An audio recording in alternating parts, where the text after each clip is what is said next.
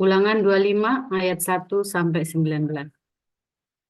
Apabila ada perselisihan di antara beberapa orang, lalu mereka pergi ke pengadilan, dan mereka diadili dengan dinyatakannya siapa yang benar dan siapa yang salah. Maka jika orang yang bersalah itu layak dipukul, haruslah hakim menyuruh dia meniarap dan menyuruh orang memukul dia di depannya dengan sejumlah dera setimpal dengan kesalahannya. 40 kali harus orang itu dipukuli, jangan lebih, supaya jangan saudaramu menjadi rendah di matamu apabila ia dipukul lebih banyak lagi. Janganlah engkau memberangus mulut lembu yang sedang mengirit. Apabila orang-orang yang bersaudara tinggal bersama-sama dengan seorang daripada mereka mati dengan tidak meninggalkan anak laki-laki, maka janganlah istri orang yang mati itu kawin dengan orang di luar lingkungan keluarganya. Saudara suaminya haruslah menghampiri dia dan mengambil dia menjadi istrinya, dan dengan demikian melakukan kewajiban perkawinan ipar. Maka anak sulung yang nanti dilahirkan perempuan itu haruslah dianggap sebagai anak saudaranya yang sudah mati itu, supaya nama itu jangan terhapus dari antara orang Israel. Tetapi jika orang itu tidak suka mengambil istri saudaranya, maka haruslah istri saudaranya itu pergi ke pintu gerbang menghadap para tua-tua, serta berkata, "Iparku menolak menegakkan nama saudaranya di antara orang Israel. Ia tidak mau melakukan kewajiban perkawinan ipar dengan aku." Kemudian para tua-tua kotanya haruslah memanggil orang itu dan berbicara dengan dia. Jika dia tetap berpendirian dengan mengatakan, "Aku tidak suka mengambil dia sebagai istri," maka haruslah istri saudaranya itu datang kepadanya di hadapan para tua-tua, menanggalkan kasut orang itu dari kakinya, meludahi mukanya sambil menyatakan, "Beginilah harus dilakukan kepada orang yang tidak mau membangun keturunan saudaranya." Dan di antara orang Israel, namanya haruslah disebut kaum yang kasutnya ditanggalkan orang. Apabila dua orang berkelahi dan istri yang seorang datang mendekat untuk menolong suaminya dari tangan orang yang memukulinya, dan perempuan itu mengulurkan tangannya dan menangkap kemaluan orang itu, maka haruslah kau potong tangan perempuan itu. Janganlah engkau merasa sayang kepadanya.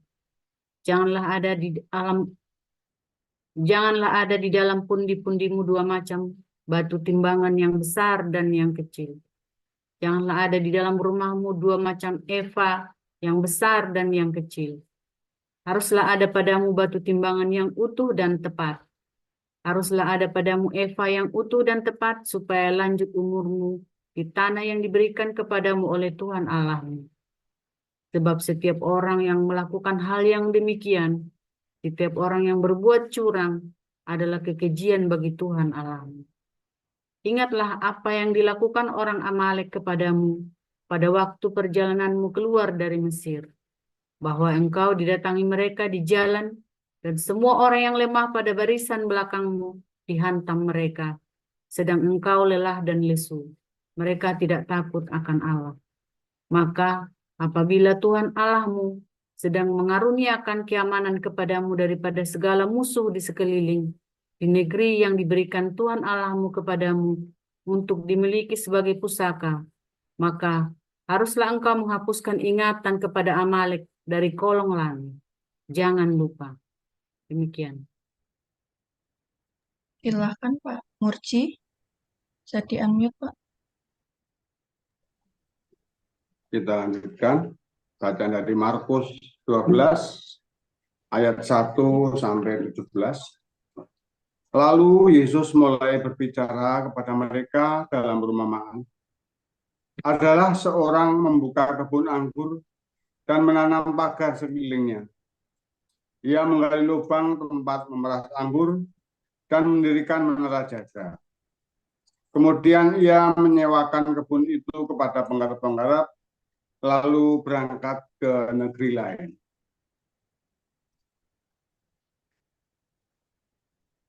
Dan ketika sudah tiba musimnya, ia menyuruh seorang hamba kepada penggarap-penggarap itu untuk menerima sebagian dari hasil kebun itu dari mereka. Tapi mereka menangkap hamba itu dan memukulnya, lalu menyuruhnya pergi dengan tangan hampa. Kemudian ia menyuruh pula seorang hamba lain kepada mereka. Orang ini mereka pukul sampai luka kepalanya dan sangat mereka permalukan. Lalu ia menyuruh seorang hamba lain lagi, dan orang ini mereka bunuh. Dan banyak lagi yang lain, ada yang mereka pukul, ada yang mereka bunuh. Sekarang tinggal hanya satu orang anaknya yang kekasih. Akhirnya ia menyuruh dia kepada mereka, katanya, anakku akan mereka segani. Tetapi penggarap-penggarap itu berkata seorang kepada yang lain, ia adalah ahli waris, mari kita bunuh dia. Maka warisan ini menjadi milik kita.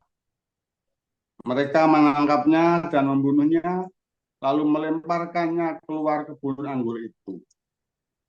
Sekarang apa yang akan dilakukan oleh tuan kebun anggur itu? Ia akan datang dan membinasakan penggarap-penggarap itu, lalu mempercayakan kebun anggur itu kepada orang-orang lain. Tidak pernahkah kamu membaca nas ini? Batu yang dibuang oleh tukang-tukang bangunan telah menjadi batu penjuru. Hal itu terjadi dari pihak Tuhan. Suatu perbuatan ajaib di mata kita, lalu mereka berusaha untuk menangkap Yesus karena mereka tahu bahwa merekalah yang dimaksudkannya dengan perumpamaan itu.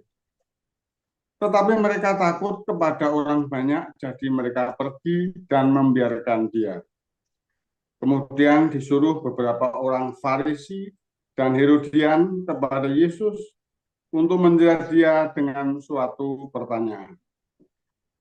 Orang-orang itu datang dan berkata kepadanya, Guru, kami tahu engkau adalah seorang yang jujur dan engkau tidak takut kepada siapapun juga. Sebab engkau tidak mencari muka, melainkan dengan jujur mengajar jalan Allah dengan segala kejujuran. Apakah diperbolehkan membayar pajak kepada kaisar atau tidak? Haruskah kami bayar atau tidak? Tetapi Yesus mengetahui kemunafikan mereka, lalu berkata kepada mereka, mengapa kamu mencobai aku? Bawalah kemari suatu dinar supaya kulihat. Lalu mereka bawa, maka ia bertanya kepada mereka, gambar dan tulisan siapa ini? Jawab mereka, gambar dan tulisan kaisar. Lalu kata Yesus kepada mereka, berikanlah kepada kaisar apa yang wajib kamu berikan kepada kaisar, dan kepada Allah apa yang wajib kamu berikan kepada Allah. Mereka sangat heran mendengar dia. Demikian. Silakan terusin. Enggak. Oke, saya sambung. Datanglah kepada Yesus beberapa orang Saduki yang berpendapat bahwa tidak ada kebangkitan. Mereka bertanya kepadanya, Guru, Musa menuliskan perintah ini untuk kita. Jika seorang yang mempunyai saudara laki-laki mati dengan meninggalkan seorang istri, tetapi tidak meninggalkan anak, saudaranya harus kawin dengan istrinya itu dan membangkitkan keturunan bagi saudaranya itu. Adalah 7 orang bersaudara. Yang pertama kawin dengan seorang perempuan dan mati dengan tidak meninggalkan keturunan. Lalu yang kedua juga mengawini dia dan mati dengan tidak meninggalkan keturunan. Demikian juga dengan yang ketiga. Dan begitulah seterusnya. Ketujuhnya tidak meninggalkan keturunan. Dan akhirnya Sesudah mereka semua, perempuan itu pun mati. Pada hari kebangkitan, bila mana mereka bangkit, siapakah yang menjadi suami perempuan itu? Sebab ketujuhnya telah beristrikan dia. Jawab Yesus kepada mereka, kamu sesat justru karena kamu tidak mengerti kitab suci maupun kuasa Allah. Sebab apabila orang bangkit dari antara orang mati, maka tidak kawin dan tidak dikawinkan, melainkan hidup seperti malaikat di surga. Dan juga tentang bangkitnya orang-orang mati. Tidakkah kamu baca dalam kitab Musa, dalam cerita tentang semak duri, bagaimana bunyi firman Allah kepadanya? Akulah Allah Abraham, Allah Ishak, dan Allah Yakub. Ia bukanlah Allah orang mati, melainkan Allah orang hidup. Kamu benar-benar sesat. Lalu seorang ahli Taurat yang mendengar Yesus dan orang-orang Saduki bersoal jawab dan tahu bahwa Yesus memberi jawab yang tepat kepada orang-orang itu, datang kepadanya dan bertanya, hukum manakah yang paling utama?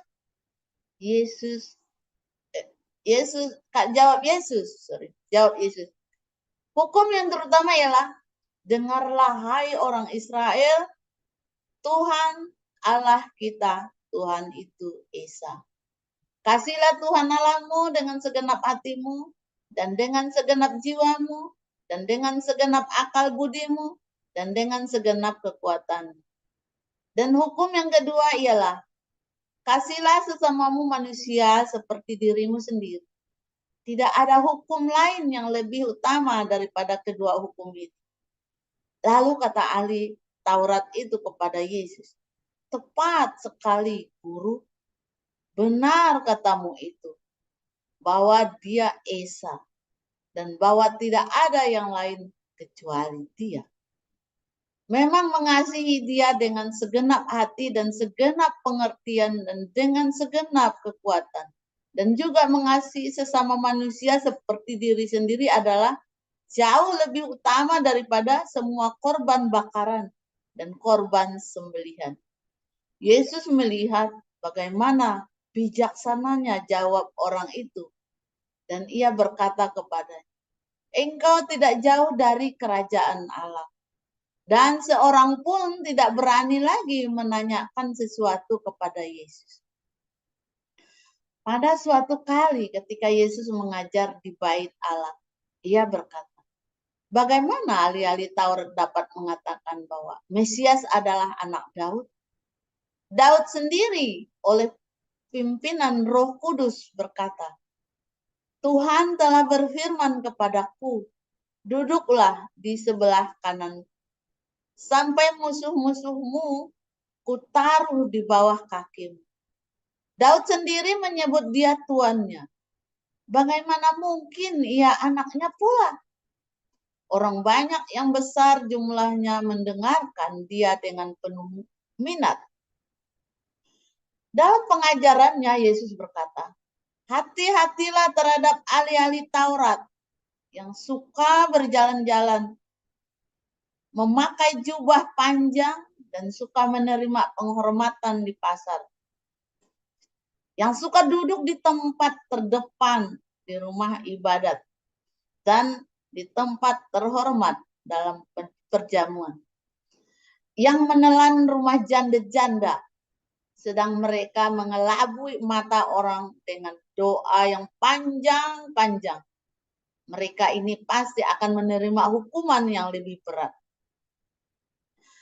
Pada suatu kali Yesus duduk menghadapi peti persembahan dan memperhatikan bagaimana orang banyak memasukkan uang ke dalam peti itu. Banyak orang kaya memberi jumlah yang besar. Lalu datanglah seorang janda yang miskin dan ia memasukkan 2 peser, yaitu 1 duit. Maka dipanggilnya murid-muridnya dan berkata kepada mereka, "Aku berkata kepadamu, sesungguhnya janda miskin ini memberi lebih banyak daripada semua orang yang memasukkan uang ke dalam peti persembahan. Sebab mereka semua memberi dari kelimpahannya, tetapi janda ini memberi dari kekurangannya, semua yang ada padanya, yaitu seluruh nafkahnya." Terima kasih firman Tuhan. Terima kasih, Dianisa. Terima kasih, Bu Ros, Pak Murji, dan Bu Lucy.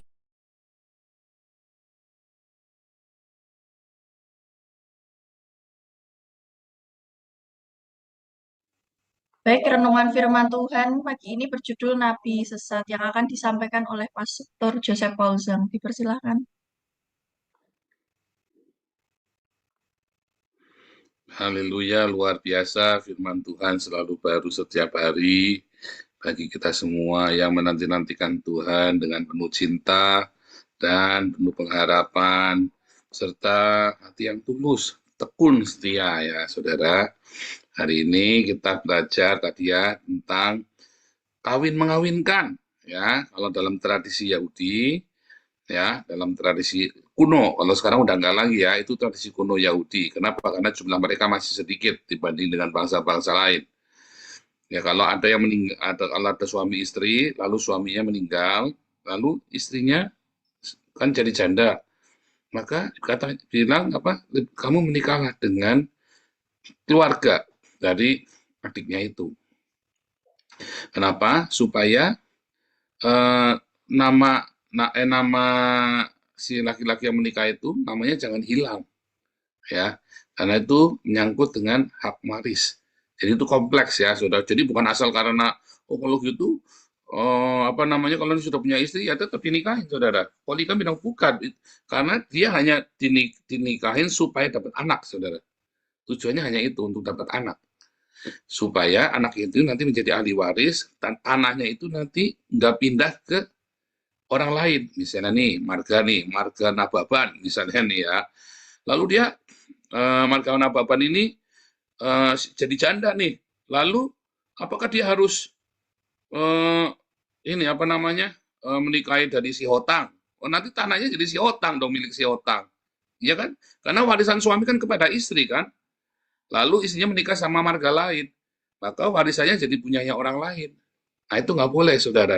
Karena apa? Itu supaya mereka jangan terpencar-pencar. Orang Yehuda ya sama Yehuda, ya.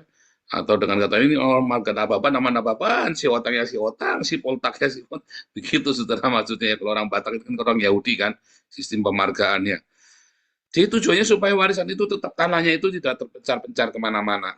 Ya, nanti bisa ada nanti orang Benyamin di tanah Yehuda, bisa ada orang Naftali di tanahnya orang Benyamin. Nah, itu nggak boleh begitu tuh, saudara. Jadi sampai dengan hari ini, tanahnya orang Benyamin, tanahnya orang Yehuda, tanahnya orang Naftali, tanahnya orang Dan, ya itu masih ada. Ya, sama seperti itu. Tujuannya seperti itu ya. Itu sistem administratif, saudara ya. Sistem administrasi. Itu tujuannya seperti itu ya. Jadi, kalau hak waris kan dari pihak laki-laki ya. Jadi, tujuannya memang untuk administratif, sehingga tidak terjadi perang suku nanti suatu hari ya, karena rebutan masalah tanah, warisan dan segala macam. Nah, keduanya untuk supaya mereka bisa berjumlahnya banyak, karena di antara bangsa-bangsa mereka dikeroyok ya. Mereka satu orang dari keturunan Sem di tengah-tengah keturunan Ham ya. Mereka orang-orang Sem di tengah keturunan Ham yang bercampur, yaitu Arab ya. Sampai dengan hari ini orang Yahudi ini adalah satu orang Yahudi di tengah bangsa-bangsa Arab ya. Ajaib ya. Nah, kalau jumlah mereka terlalu sedikit ya habis, selesai saudara. Hari ini Israel salah satu negara yang kuat ya, dengan penduduk sekitar 14 juta. Kalau Iran itu 80 juta penduduknya, Iran itu ya, kan sekarang lagi konflik dengan Israel, penduduknya 80 juta. Jadi Israel di tengah bangsa-bangsa lain ya. Itu mata kuliah saya juga, saudara. Jadi Makna dari perkawinan itu bukan untuk melampiaskan syahwat, saudara ya. Bukan untuk memuaskan hawa nafsu, bukan. Yang benar adalah karena ada kebutuhan, karena ada kebutuhan berkembang biak, maka Tuhan berikan seks itu, saudara. Ya, bukan karena tujuan buat seks, bukan. Ya. Karena seks yang tidak bertanggung jawab itu sangat bahaya, saudara ya, sangat merusak.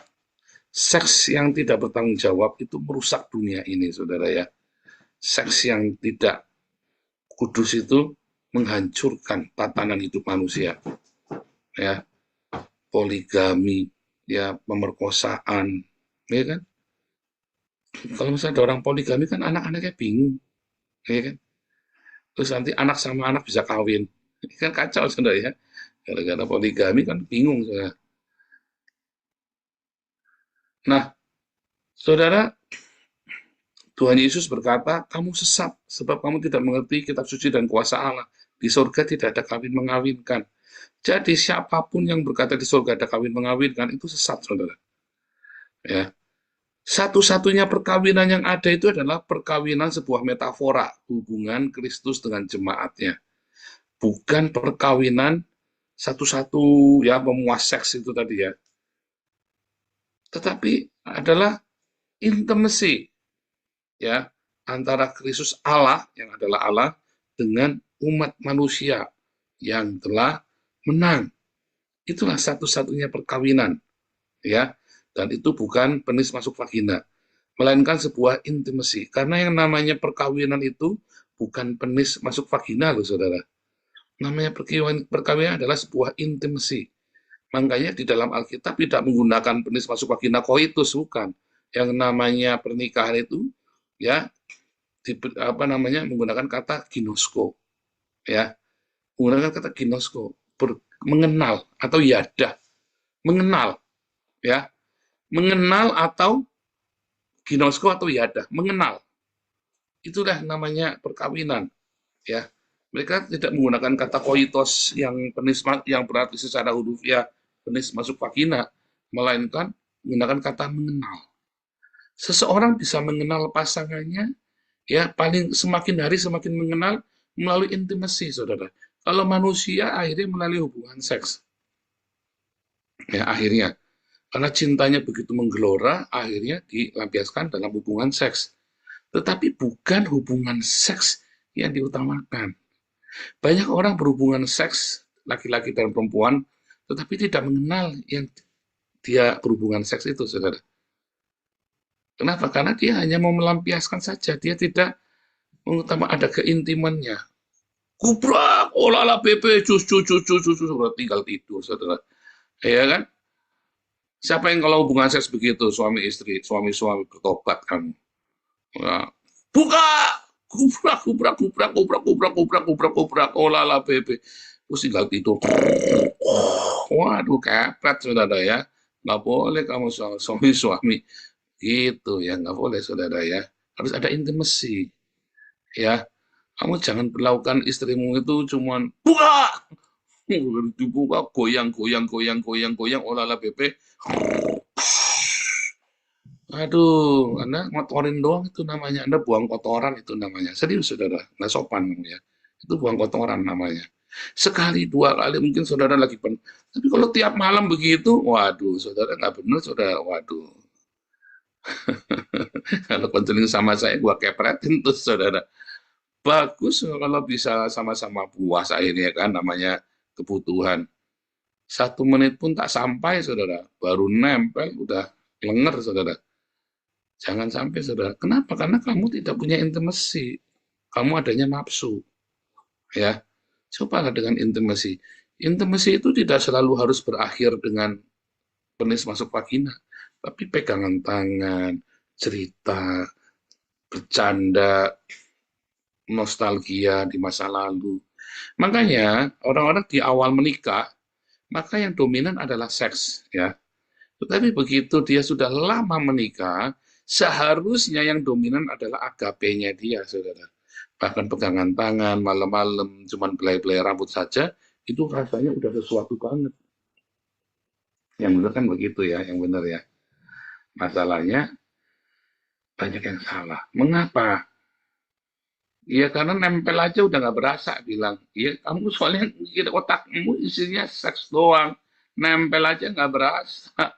Tapi kalau nempel sama tetangga berasa banget. Iya kamu nempel tetangga banget. Coba kamu nempel colokin tanganmu ke colokan listrik. Lebih berasa lagi saudara.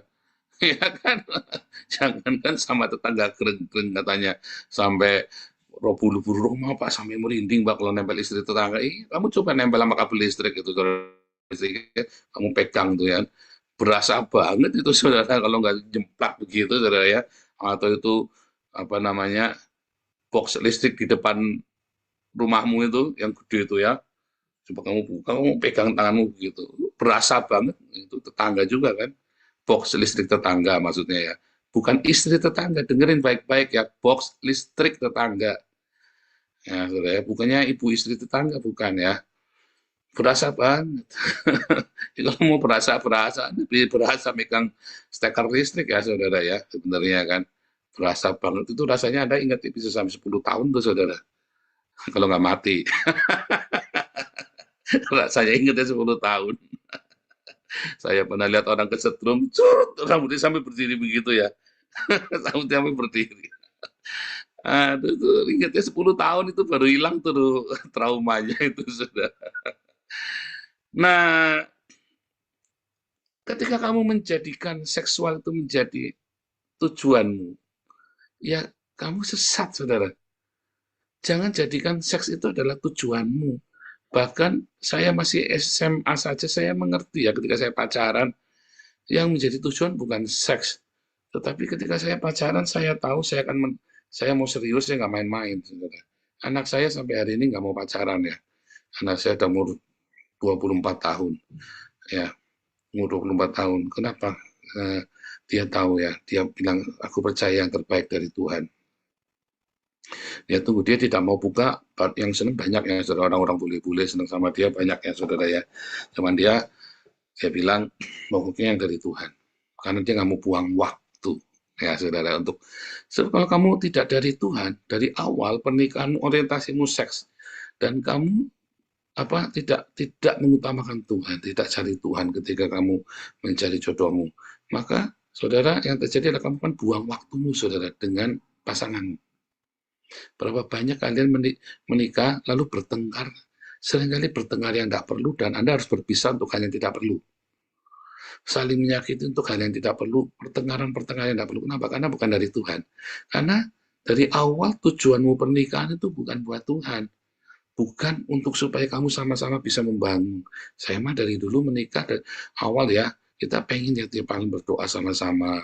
Tiap kita ada pergumulan, kita duduk sama-sama, kita nyanyi sama-sama, nyembah Tuhan sama-sama. Itu mah saya dari awal menikahnya begitu sih saudara ya. Bukan cuma wah buka kubrak oh lala bebe yang heboh yang sampai jempalitan ibunya ya, kalau di cerita-cerita novel itu ya, sorry. Kalau di cerita novel kan begitu saudara ya, sampai jempalitan. Kalau mau jempalitan kamu kawin sama babi aja saudara, jempalitan saudara, seruduk-seruduk itu kalau lagi nge-seks saudara, babi kubrak itu tembok beton tuh bisa retak semua tuh saudara kalau babi kawin tuh. Kan? Aduh, puyeng kadang-kadang orang mikir ya. Karena kamu nonton film yang tidak bagus. Fantasimu tentang seks adalah fantasi yang tidak bagus, saudara. Makanya kamu juga mudah tergoda dengan istri tetangga. Ya. Makanya kamu mudah selingkuh. Kenapa? Karena orientasimu bukan sebuah kemuliaan ketika menikah. Kamu bukan mencari kemuliaan Tuhan. Ketika kamu menikah, orientasimu adalah pengen kubrak-kubrak olahraga bebe saja. Jadi setelah mau cantiknya kayak apa istrimu, mau gantengnya kayak apa istrimu, begitu kamu sudah tahu kentutnya dia apa segala macam, udah nggak nafsu, saudara. Serius, saya ngomong apa adanya ya. Tiba-tiba mau cantiknya apa, mau gantengnya kayak apa, saudara ya. Ya tetap akhirnya ada artis siapa namanya? Dewi Persik sama Jamil siapa itu ya? Saiful Jamil. Sampai cerita kentut apa segala macam, katanya nggak nafsu gara-gara kentut segala macam. Kalau saya wajar saudara ya, kalau saya lihat itu ini gila ya, hal-hal seperti itu diekspos ya, itu tadi karena mereka menikah otaknya seks saudara, Ada lagi yang sampai bilang bau seafood katanya ya, anunya bau seafood. Saudara, itu tuh jahat sekali ngomong-ngomong seperti suami istri ya. Terus cerai ya gara-gara katanya perempuannya bau seafood. Ini kurang ajar. Berarti orientasinya dia adalah seks. Setelah itu dia ngomong di media cerita dalam-dalamnya. Kenapa? Ini otak orang sinting semua, saudara ya. Otaknya isinya cuma kelamin doang. Nah, Anda yang masih bujangan, masih pranikah, saudara, Anda harus evaluasi loh. Jangan-jangan kamu mau menikah cuma gara-gara ngesek doang, saudara. Hati-hati. Kedua, Anda yang sudah menikah, ya, jangan-jangan kemarin Anda menikah karena seks doang dan akhirnya sekarang Anda lagi dalam masa-masa yang tidak enak. Oh, saudara, hati-hati, saudara ya. Di kelas apostolik saya ajarin semua secara lengkap ya. Di kelas apostolik. Ikut makanya ya, ikut kelas apostolik. Syaratnya harus selesai kelas evangelis. Ya, karena itu banyak ini ya, kita banyak sekali buka ayat. Oh, kalau Anda belum kelas evangelis bingung, nanti saya buka sana buka sini ya. Nah, saudara, ada rahasia di dalam pernikahan itu, saudara ya, yaitu apa? Keintiman kita dengan Tuhan. Kenapa? Karena Tuhan berkata, ya, musuh dari setiap orang adalah seisi rumahnya.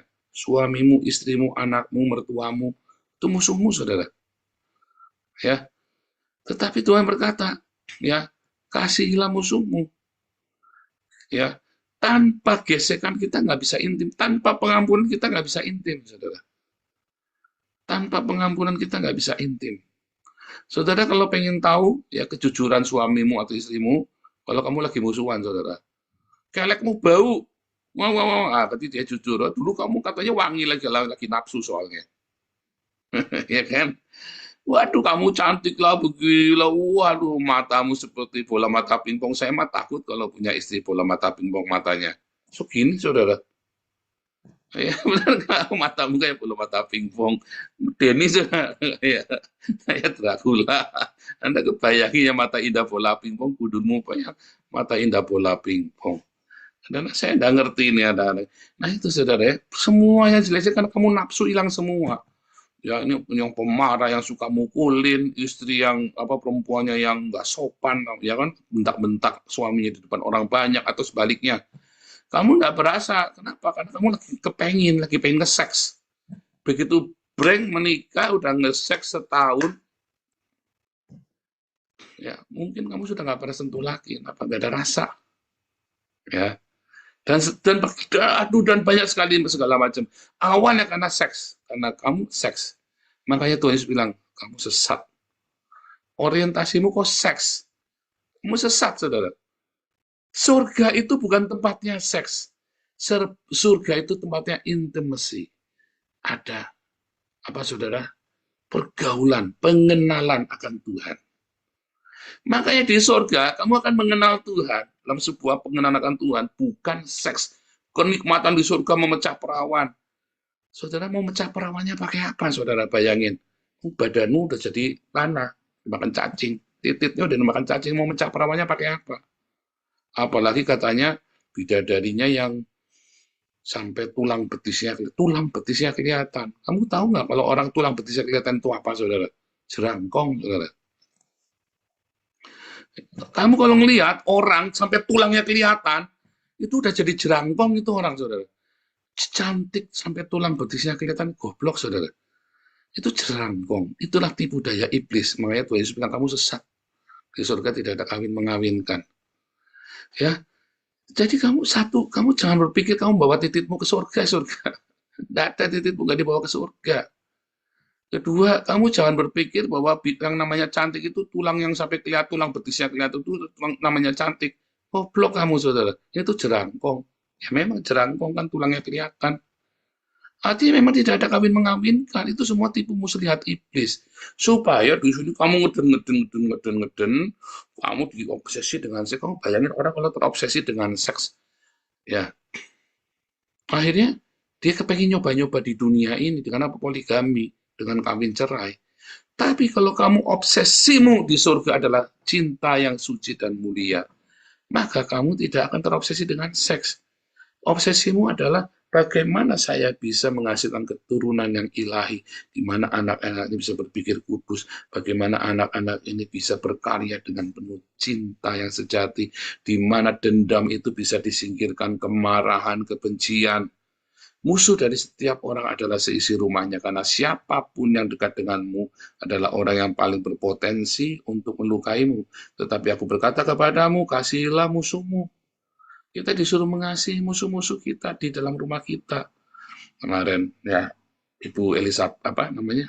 Santa Elizabeth ya, Santa ya, Mother Teresa, Santa Elizabeth, Santa Teresa ya, Mother Teresa. Dia berkata, saudara, damai, perdamaian dimulai dari rumah. Kita bicara tentang damai di seluruh dunia. Kamu lihat, apakah mungkin negara Islam damai? Tidak mungkin, karena di rumahnya nggak ada damai, saudara. Gimana mau damai, istrinya 2, istrinya 3, pasti bertengkar, anak-anaknya apalagi, saudara. Dan untuk bisa dapat istri kedua, ketiga kan mesti bohong. Ya kan? Di mana ada damai? Damai itu di rumah mulainya, saudara. Lalu dalam damai yang di rumah itu kamu bawa, saya lihat ya keluarga, dulu ya, karena saya panutan saya, om tante saya ya, mereka damai di rumah, sehingga anak-anak ini di luar yang membawa damai, saudara. Kamu lihat ya, keluarga-keluarga yang berantakan di rumah, ada karu-karuan, keluar ya dia nggak bisa membawa damai, ngantem pasti. Ada orang lain kan di rumah udah jengkel lihat papa mamanya berantem terus, juga udah gusar, saudara. Sampai luar dia ketemu orang yang hantem dulu orang ya kan, coba nggak mungkin damai. Damai itu dimulai dari rumah tangga. Kamu ciptakan rumah tangga, makanya orientasimu jangan seks. Orientasimu adalah cinta yang sejati, di mana kamu tidak mungkin saling mengkhianati satu sama lain. Karena cinta yang sejati, kamu nggak kepengen bohongin. Nah itu ya saudara, istrinya jadi bohongin gara-gara kepengen rapi, saudara. Apalagi orang lain. Ya kan? Kamu bayangin ya, kalau ada orang sanggup bohongin istrinya, berarti kan dia sanggup bohongin tetangganya. Apalagi kamu nggak kenal. Ya nggak? Orang kalau sanggup bohongin istrinya atau suaminya, berarti dia bisa bohongin orang lain. Lah wong istrinya tiap malam tidur di koloni saja kamu bohongin, apalagi orang lain baru kenal. Benar nggak? Kamu coba pakai otakmu. Tapi kalau kamu menghargai pernikahan, kamu hargai damai, kamu ampuni, ada selalu cinta yang melimpah. Kenapa? Karena aku mengasihi. Karena ada kasih. Tapi kamu tidak bisa mengasihi karena kamu tidak punya.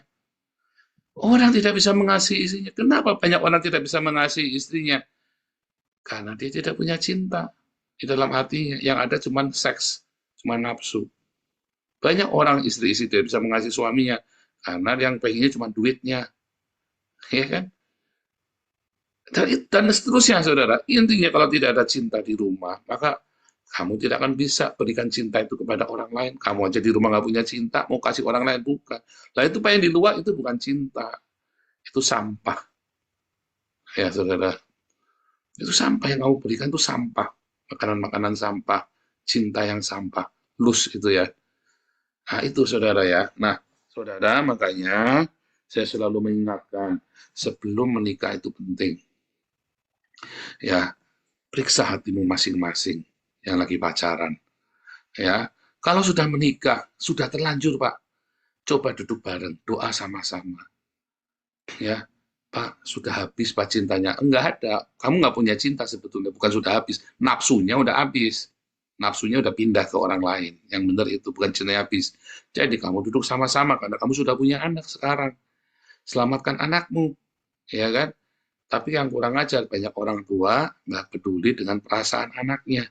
Yang penting dia gubrak-gubrak olahraga PP, jus-jus, entah nanti setahun 2 tahun, ternyata ruwet juga, saudara.